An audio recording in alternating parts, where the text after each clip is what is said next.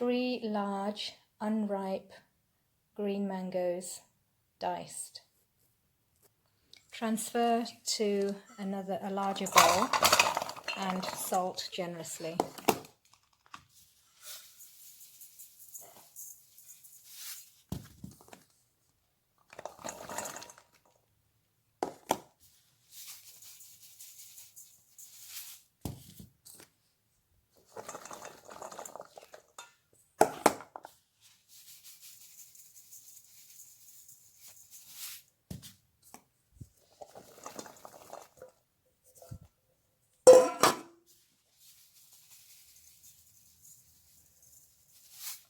Mix well and store covered in the fridge overnight.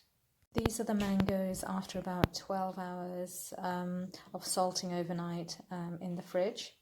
So as you can see there's a release of liquid from the mangoes. These are now ready for the remainder of the pickling process. Half a teaspoon of mustard seeds, a quarter teaspoon of fenugreek seeds, a pinch of asafoetida or hing or cayenne as we call it, some curry leaves which have been washed and dried. Make sure that they are dry, because otherwise when you add them to the hot oil they will splutter really terribly, and you don't want to spill oil on yourself. And these are 2 dried chilies. Also need some sunflower oil, and it's quite a substantial amount, so I'll just show you because I've got 3 large mangoes that I'm going to be pickling today. So I'll add the sunflower oil to the pan. 5 tablespoons of chili powder. Heat oil on a medium heat. Add the mustard seeds. Should start popping soon. Mustard seeds and fenugreek seeds are popping along nicely. So I'm just going to lower the heat to the lowest setting. Add the red chilies, the dried red chilies, and the curry leaves towards the end of when there's no more popping, okay? Swirl. Be careful. Add curry leaves.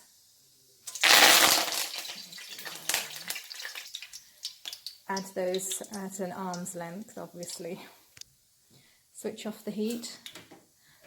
Move the pan to another hob, and then add the chili powder.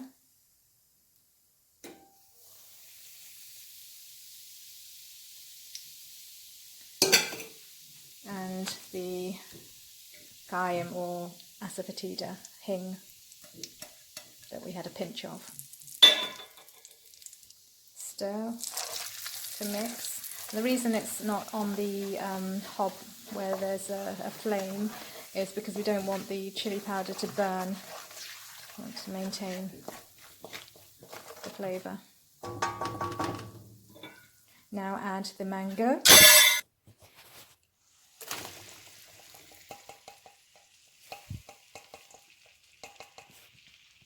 Mix well to coat the mango pieces with the chili.